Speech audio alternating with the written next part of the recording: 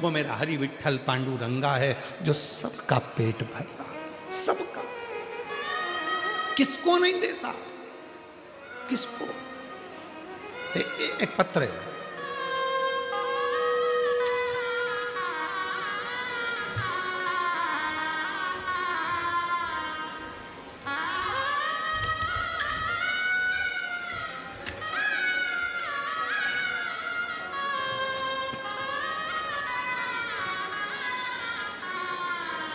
पहले एक बेटे का फोटो देखिए।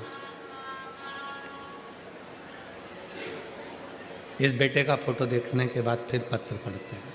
गुरुदेव, मैं एक नाथ गोरवे, गुरुदेव मैं नंदुरबार से हूँ। बाबा कृपा से ऐसी हुई गुरुदेव, 14/1/2024 के दिन मेरा लड़का और उसके दादाजी साथ में नंदुरबार शहर में गए थे। गाड़ी से जाते जाते सामने से एक पतंग का डोरा आ गया और पतंग के डोरे के कारण मेरा लड़का जो आगे बैठा था, उस डोरे से मेरे लड़के का गला कट गया। लड़के का गला कटा, डोरा लगते ही हम उसको तुरंत डॉक्टर के पास लेकर भागे। तब डॉक्टर ने उसको मृत घोषित कर दिया। मेरा लड़का मर गया। गुरुदेव, डॉक्टर के हिसाब से लड़का मर चुका और मरने के बाद हमने उसका जो क्रम था वो कर दिया। सारे घर के लोग बोले अब बच्चा नहीं। फिर डॉक्टर को दिखाया तो डॉक्टर ने कहा तुम कभी मां नहीं बन सकते, तुम मां नहीं बन पाओगे। हिम्मत हारे। कई डॉक्टरों का इलाज कराने के बाद जब हिम्मत हार कर बैठ गए, तब पहली बार कुबरेश्वर धाम जाकर वहां की मिट्टी को नमन कर कर रुद्राक्ष उत्सव में पहुंचे। हमने सुना था रुद्राक्ष महोत्सव में जो मांगा जाए बाबा वो देता है, अपनी बेटी को खाली हाथ नहीं भेजता। हम रुद्राक्ष उत्सव में बाबा की प्रार्थना करी। बाबा की ऐसी कृपा हुई गुरुदेव कि बाबा से संतान मांगी थी और डॉक्टर ने तो मना करा था कि मां नहीं बन सकती, पर बाबा की कृपा से मुझे मेरा बेटा जो मर गया था मुझे वापिस मेरे बाबा ने दे दिया। उसका भी मैं फोटो लगा रही हूँ, उसका भी फोटो लगा रही हूँ। जब वापिस मेरा बेटा मिला, उसका भी। कहीं बैठी हो तो आ सकती। एक पत्र और बड़ा सुंदर है।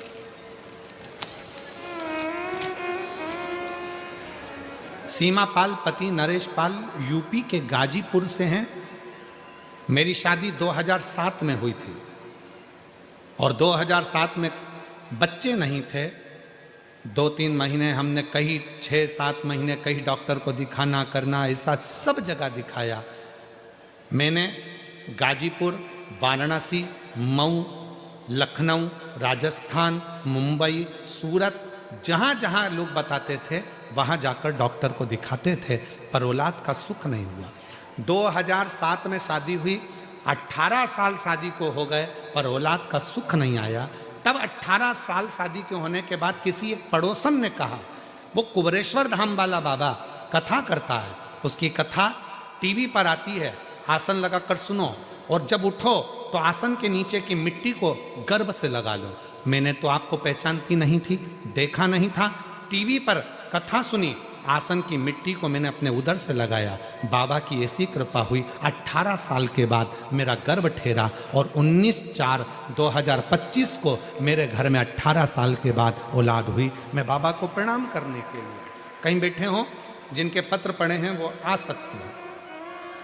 18 साल के बाद मेरे घर औलाद का आया। शिव किसको कहते हैं, शंकर किसको कहते हैं? आपके विश्वास को।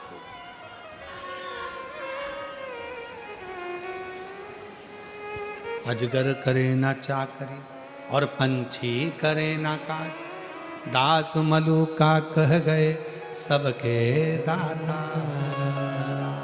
अर्थात उसने उदर दिया है, पेट वो भरेगा, पांव दिया है, पथ वो देगा, नयन दिए हैं, दर्शन वो देगा, श्रवण दिया है, सुनने की शक्ति वो देगा। और याद रखना, हमारे जीवन में आप और हमारा जन्म अगर संसार सागर में हुआ है और हम पूरी मेहनत कर रहे हैं, परिश्रम कर रहे हैं और खूब अच्छा विद्याध्ययन कर रहे हैं, खूब अच्छी शिक्षा ग्रहण कर रहे हैं, तो एक ना एक दिन मेरा भोले बाबा तुम्हारा हाथ पकड़कर तुम्हारी मंजिल जरूर देगा। ये निश्चित मंजिल जरूर।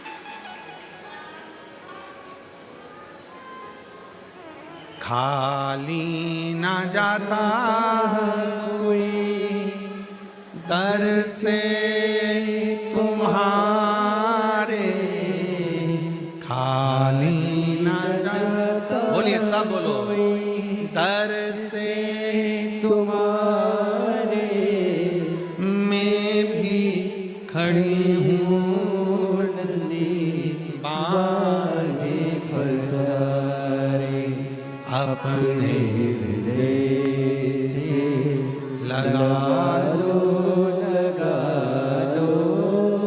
गिरा जा रहा हो, उठा लो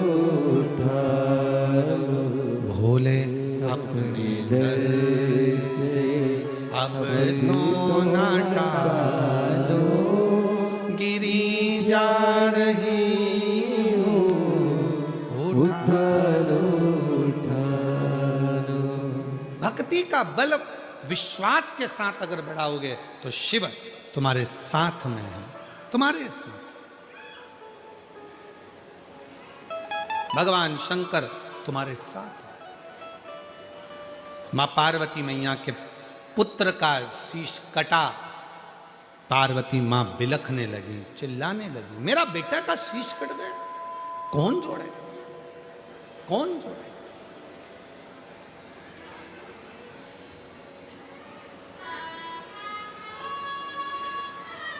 ओ मेरी सूरत की जीजियों, सूरत के मेरे जीजाओं, 숨죽이는 네가 내 target tonight.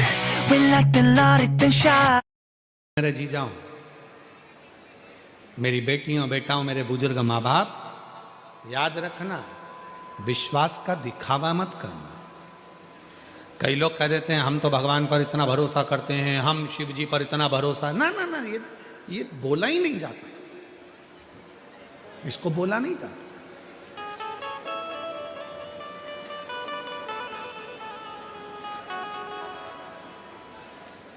कितने भरोसे के साथ बैठे हो।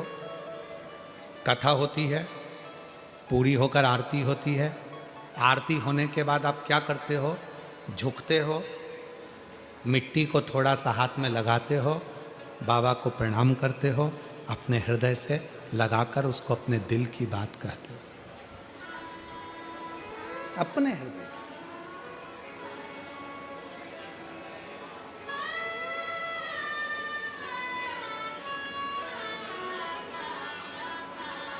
कितने पैसे खर्च कर कर आए, किसी ने 50 रुपए खर्च करे होंगे, किसी ने 100 रुपए खर्च करे होंगे, किसी ने 25 रुपए खर्च करे होंगे, किसी ने ऑटो का, किसी ने पेट्रोल का, किसी ने डीजल का, किसी ने गाड़ी का, कुछ ना कुछ रुपया खर्च करा होगा, तब जाकर आप शिव महापुराण की कथा तक पहुंचे हो, और उसके बाद भी पैदल भी चले हो।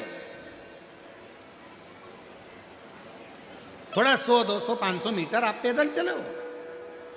धूप भी पड़ रही थी, गर्मी भी पड़ रही थी, और आप पैदल चलकर किसके लिए आए।